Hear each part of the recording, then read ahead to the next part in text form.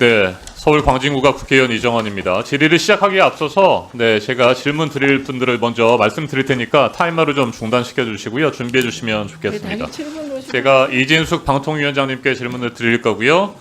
김유열 사장께 질문을 드리겠습니다. 그리고 증인으로 나와주신 신동호 사장께도 질문을 드리고 이호찬 위원장님께도 질문을 드릴 텐데 신동호 사장과 이호찬 위원장 다른 데 앞으로 좀 먼저 나와서 준비를 해주시면 좋겠습니다. 네. 잠깐만. 자, 두 분 좀 기다려 주시고요. 먼저 이진숙 방송통신위원장님께 질문 드리겠습니다. 제가 방금 네 분을 지명하면서 두 명의 사장이라는 표현을 썼습니다.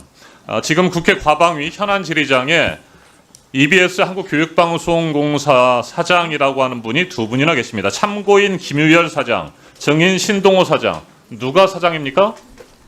방송통신위원회가 선임한 사장은 신동호 사장입니다. 네. 자, 김유열 사장님. 예, 지금 EBS 사장이 누굽니까? 예, 접니다. 네. 자, 신동호 사장님. EBS 사장이 누굽니까? 예, 저는 적법하게 임명된 EBS의 사장이라고 생각하고 이 자리에 와 있습니다. 네. 그런데 왜 지금 출근을 못하는 상황입니까? 뭐 이미 보도돼서 다 알고 계시겠지만 제 첫 출근 날부터 출근 저지가 있어서 원활한 업무 수행이 좀 쉽지 않았기 때문에 외부에서 업무를 진행했었고요. 이후 가처분 신청이 1심에서 인용이 됐기 때문에 지금 현재는 제가 출근하지 않고 있는 상황입니다. 네. 자, 방금 언급하신 첫 출근 현장의 모습을 영상으로 준비했습니다. 여러분 함께 보시겠습니다. 여기 계실 분이 아니신 것 같습니다. 제가 봤을 때는 여기 적합하신 분이 아닌 것 같습니다. 어디서 인사권이라고 존중받아야 된다고 말했습니까? 대법원에서 인체제 불법 임명이라고 명확하게 말했습니다. 사장님, 독도 자의적으로 해석하십니까? 네, 지금 제가 알기로는 현 사장님께서 가처분 넣으신 걸로 알겠습니다. 그때까지 오지 마십시오. 불법 임명을 집에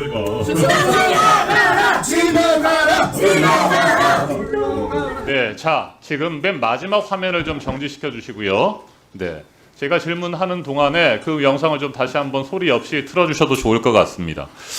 맨 마지막 화면 여러분 기억하실지 모르겠습니다. 웃으면서 팔짱을 끼고 있는 모습이었습니다. 저는 뉴스를 보면서 깜짝 놀랐습니다. 그러면서 하나의 사자성어가 떠올랐습니다.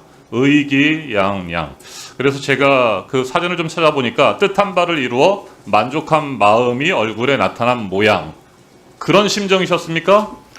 제가 첫 출근 당시에 노조에서 출근 저지를 했었던 때 제가 했던 첫 번째 멘트는 이거였습니다. 우리 대화 좀 합시다였습니다.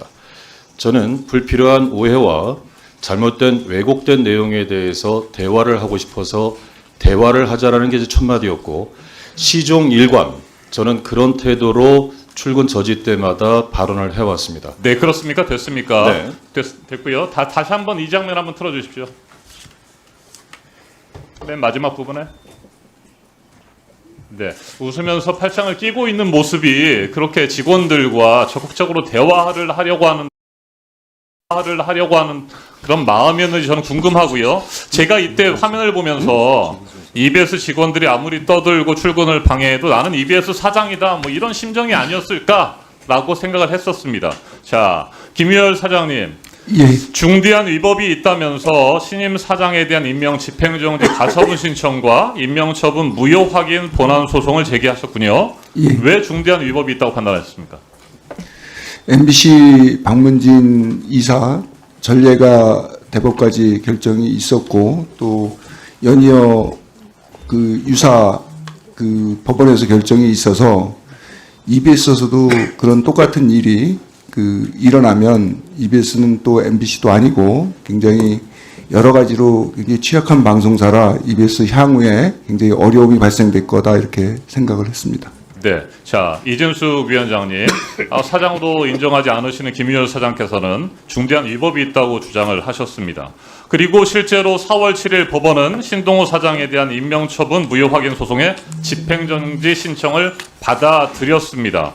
그런데 바로 또 항고를 제기하셨군요. 자, 2인 체제 위법성에 대해서 문화방송 대주주인 박문진 이사 등 6명에 대해서도 대법원은 3월 13일에 확정 판결을 내렸습니다. 방통 2인 체제 의결의 문제점을 지적했고 헌법재판소도 방통 2인 체제 위험성에 대해서 계속해서 지적했고 그럼에도 불구하고 이 인사를 밀어붙인 이유가 뭡니까?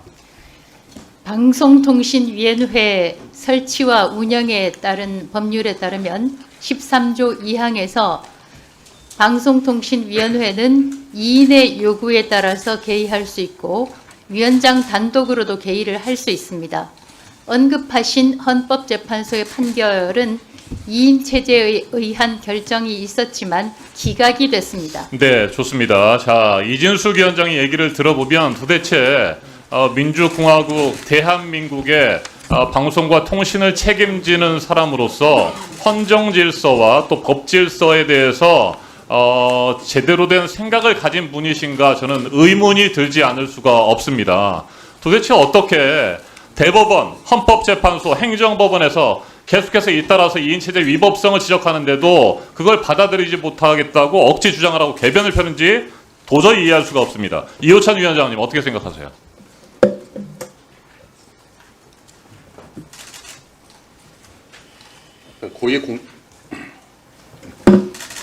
네, 시간을 좀 멈춰주시고 네, 준비되면 네, 말씀 시작해 주시죠.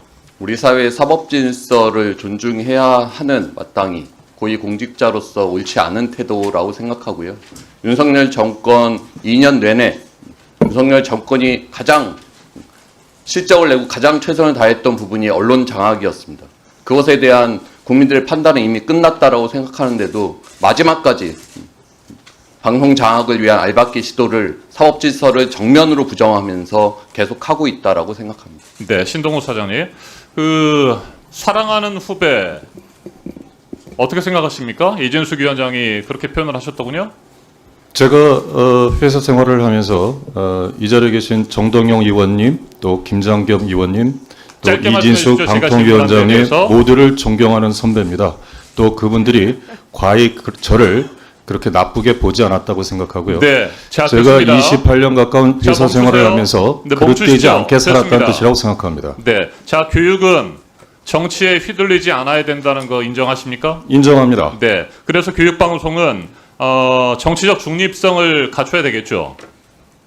맞는 말씀입니다. 정치적 편향성을 가진 사람이 EBS의 사장을 맡으면 안 될 것 같은데 신동호 사장은 미래한국당 비례대표 면접을 본 적이 있고 미래통합당 21대 총선에서 선대위 대변인을 하셨죠.